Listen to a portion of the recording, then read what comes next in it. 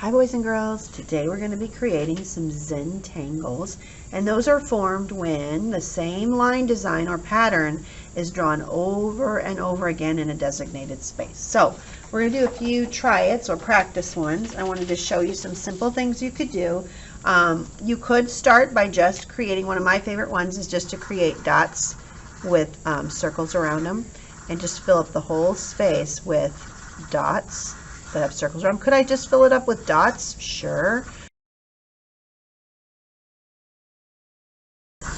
You get to decide. You can create your own type of Zentangle, or you can do one on the, I've got some sheets that have some examples. But what you want to be sure and do is whatever thing you decide to do, you need to fill up the whole space. In our case, we're doing a Zentangle maple leaf, right? So that each section of the leaf is going to have its own line design or Zentangle filling up that space. Okay, so I'm pretty much done with this one. That would be, I would call it dots and circles. We'll name this one dots and circles. Okay.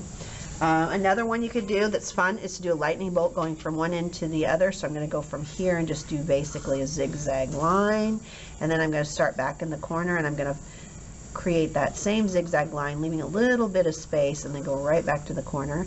And I usually color this bolt in solid, and then I do a repeated zigzag line on both sides.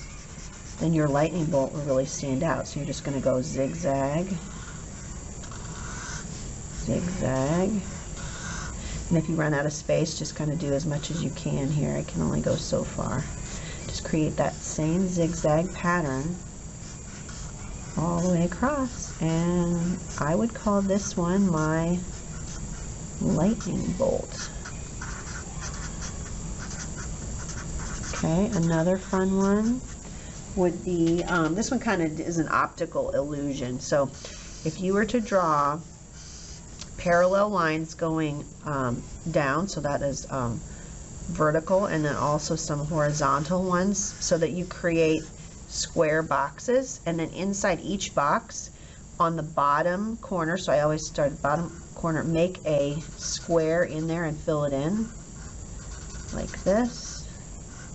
And then to make your eyes looking down into a bunch of little cubicles, if you draw a diagonal line right here in this top corner, it almost looks like you're peeking down in at an angle. I don't know if you guys are seeing that, but for me, this looks like my eyes kind of think, oh, that might be like a, not an egg carton, but like a box that you can see down in each section, that it's a storage box for something. Anyway, and really it isn't, it's just a flat old piece of paper, right? But it kind of looks that way, so it's a little bit optical illusion-y. Okay, and I would just keep doing this throughout the whole thing. Another thing that's one is just to do spirals. Just do one spiral and then start another spiral until it touches that spiral. And then just keep filling in the space. And these could be any size spirals. You could do small spirals mixed in with large spirals. Just fill up the space with that repeated curly line pattern, right?